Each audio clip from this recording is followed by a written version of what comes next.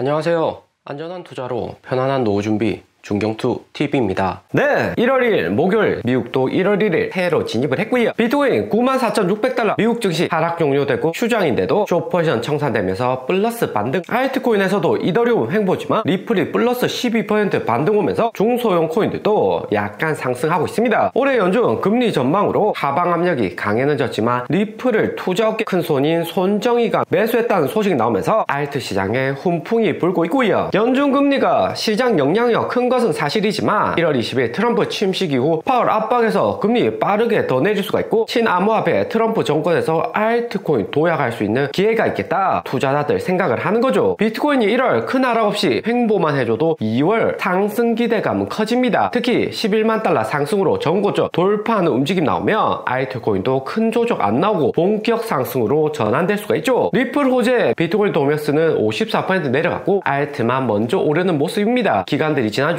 매도하고 개인들만 다시 산다는 건데 하락장에서는 부정적인 시그널이겠지만 현재 상황은 하락 60% 긍정 40%로 언제든지 바뀔 수가 있습니다. 하지만 리플 정도 되는 메인 코인이니까 플러스 10% 상승을 하는 거지 자코인들은 이더리움 가격을 보셔야 되고요. 이더리움이 4,000달러 안 올라주면 리플 아무리 5,000원 간다고 해도 자바이트에게는 큰 의미는 없습니다. 달러 마켓도 비트코인 1월 수익률 카운트 시작이 되었고요. 1.3% 플러스로 시장이 나쁘지 않은데 2017년처럼 올해 반감기 2년차로 큰 상승 기대되는 구간이고요. 비트코인 1월 주춤은 하겠지만 2월부터가 2017년 플러스 23% 약간 조정 이후 빠르게 올라갔습니다. 1월 안에 비트코인 9만 달러는 지켜줘야 되는 거고 2월 상승 올 확률이 확실히 높아지는 거고요. 하지만 작년 11월 12월처럼 한 달 두 달 수익률이 변경될 때도 있습니다. 호재에 따라서 먼저 오르고 내리는 경우인데 비트코인 횡보한 다음에 알트코인 메인 상승은 기다려야 할 수가 있고요. 비트코인 11만 달러 상승이라는 조건이 만들어져야 되고 새로운 SEC 의장 폴 애킨스 연설이나 인터뷰도 들어봐야 되죠. 2월 상승이 빠를 수도 있는 만큼 3월 마이너스 10% 조정 순서도 바뀔 수 있습니다. 확실한 것은 4월처럼 비트코인 11만 달러 넘어서 12만 달러 쭉쭉 오를 때 알트코인 풀 매수한 다음 홀딩하는 게 필요하죠. 그리고 우리 리플 급등하는데 SBI 그룹 일본 최대 금융회사에서 리플 추가로 투자한다고 소식이 났고요. 안 그래도 리플 4,000원 찍고 한 달간 횡보하는데 단비 같은 호재죠. SBI 금융회사는 투자의 대가 손정희가 지분 과반으로 들고 있는 회사이고 손정희 영향력이 절대적입니다. 리플 투자는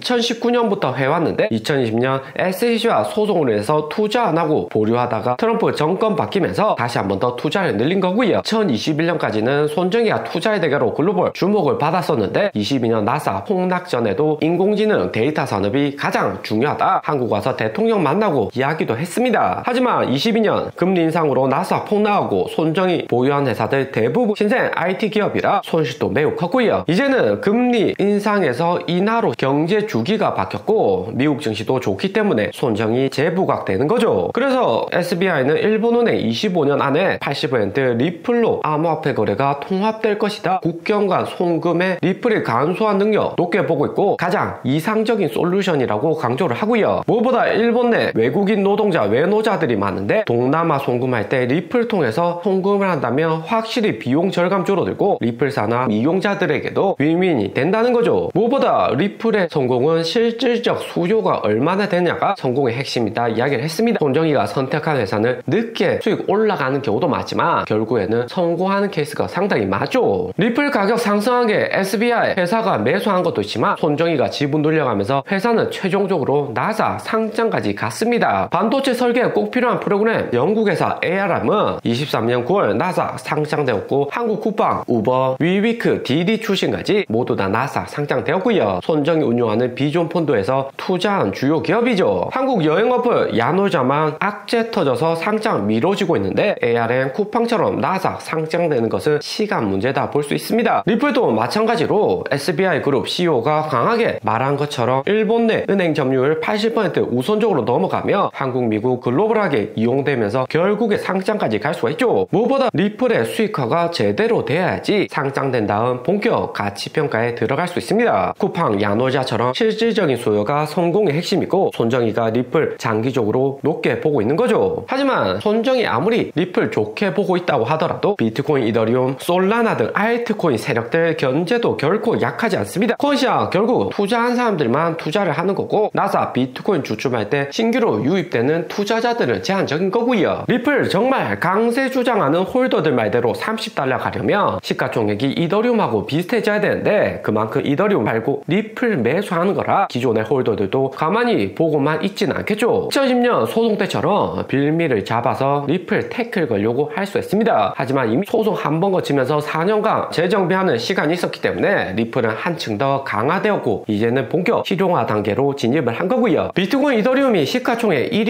2위라는 것은 암호화폐 내에서도 상당히 의미가 큽니다. 비트코인이 1등이니까 블레로 포함 트럼프 대통령도 밀어주는 거지 리플이 시가총액 1등이었다면 ETF도 리플이 먼저 되었겠죠. 그리고 리플 상장 타이밍도 중요한데 쿠팡을 보면 21년 코로나 버블에 상장되고 69달러 시작해서 8달러까지 대폭락을 했습니다. 그러다가 최근 29달러 상승했지만 한국 대통령 계엄의 탄핵으로 다시 월봉은 꺾이는 상황이고요. 쿠팡 단기적으로는 조정와도 미래는 매우 밝습니다. 한국 유통업계 경쟁자들이 매년 적자로 쿠팡만 유일하게 흑자이고요. 쿠팡도 처음 시작일 때는 수년간 적자만 나오다가 코로나 이후 비대면 거래 늘어나면서 코로나 수혜를 확실히 받았죠. 쿠팡 매출이 늘어날수록 이마트, 홈플러스, 롯데마트 방문자가 이전만 못하는 거고 전체적인 물가도 상승하니까 배달해주는 쿠팡하고도 가격이 비쌉니다. 마트는 몇 가지 미끼 상품만 싸고 대부분 쿠팡하고 비슷하거나 좀 더 비싸고요. 최근같이 날씨도 추운데 굳이 마트 갈 필요 없는 거고 온라인 마켓 쿠팡 이용하는 경우가 상당히 많습니다. 거기에 쿠팡은 영국 프리미어리그 중계권까지 독점으로 따오면서 쿠팡 이용 잘 안하는 30, 40대 남성들에게도 회원가입 유도를 하고 있고요. 그리고 23년 상장된 영국 반도체 ARM 보면 상장 직후 46달러까지 하락했지만 작년부터 시작된 AI 엔비디아 붐으로 188달러 주고 120달러 안정적인 모습입니다. 최근처럼 연준 금리 나시기 우선적으로 빅테크로 자금이 들어가겠지만 그 다음 리플 같은 중견기업으로도 이동 중이기 때문에 결코 리플 상장 타임이 올해만이나 내년도 나쁘진 않고요. 대신 그 전에 리플의 수익화 얼마나 돈을 잘 버는지 시장에서 체크를 해야 되죠. 리플 단기적으로 조정은 올 수 있겠지만 장기적으로 결국 10달러, 20달러 상승하는 것은 불가능한 것은 아니다 볼 수 있습니다. 대신 리플 단타 투자자들도 많기 때문에 오를 때 매수한 것보다 ARM처럼 이런 조정에 매수하는 것이 긍정적이다 생각이 들고요. 단타로 투자하기에 매우 좋은 차트가 만들어지죠. 그리고 리플 3,500원 반등은 했는데 손정희 투자보다 쇼퍼년 청산이 적지 않았습니다. 여기 차트 보시면 12월 초 청산 많았지만 계속 횡보하다가 이번 청산으로 인해서 다시 한 번 더 2.5달러 부근까지 상승을 했고요. 비록 손정희가 펌핑하고 매수했다고 하지만 2019년부터 홀딩하고 있었던 리플이기도 하고 손정희 효과로 단기적으로 상승했지만 내려가는 경우도 상당히 많습니다. 일단은 비트코인 11만 달러 언제 넘어가는지가 리플의 단기 호재보다 더욱 중요하다 생각이 들고요. 때문에 중경투 말하던 리플 50% 보유하고 현금화 50% 하는 전략은 유효를 한 거고 리플이 120선 아래로 언제든지 조정도 가능하기 때문에 120선 아래로 내려왔을 때 추가 매수하는 게 필요하다 생각이 듭니다. 그러면 리플 여기서 4,000원, 5,000원 계속해서 올라가면 어떡하냐? 그런 경우 비트코인도 같이 오르기 때문에 리플보다는 다른 알트코인에 분산 투자하면서 수익 가져가는 것도 나쁘지 않다 생각이 듭니다. 결국에는 수익률 싸움이고 리플이 올해 들어서 기간 매수 많아졌지만 솔라나 22년 기간 매수 많은 다음 폭락 오는 경우도 있었습니다. 그리고 24시간 동안 청산된 코인들 보면 1등 아더, 작코인이 가장 많고 2등 비트코인, 3등 이더, 4등 리플, 스텔라룸의 순서입니다. 아더, 작코인이 가장 많은데 미국 펀드 매니저들 지난주 크리스마스 이번 주 신정으로 장기간 휴가를 떠났고 증시도 많이 올라서 휴가 갈 명분이 되죠. 큰 방향성 안 나온 동안 작코인 세력들 개미 털기 지속되고 있고 본격적으로 알트 불적으로 오면 작코인보다도 비트코인, 이더리움이 먼저 청산이 많이 돼야 됩니다. 최근 같은 경우 비트코인 9만 달러 내려는 갔지만 8만 달러 정도 올라왔다 반등 올 것이다. 올해 9월처럼 3만 달러 찍으로 내려간다. 이런 투자자들은 거의 없다 보시면 됩니다. 오늘의 영상은 여기까지입니다. 좀 더 디테일한 투자 정보가 필요하신 분들은 커뮤니티로도 자료가 공유되니까 멤버십 가입과 구독 부탁드립니다. 감사합니다.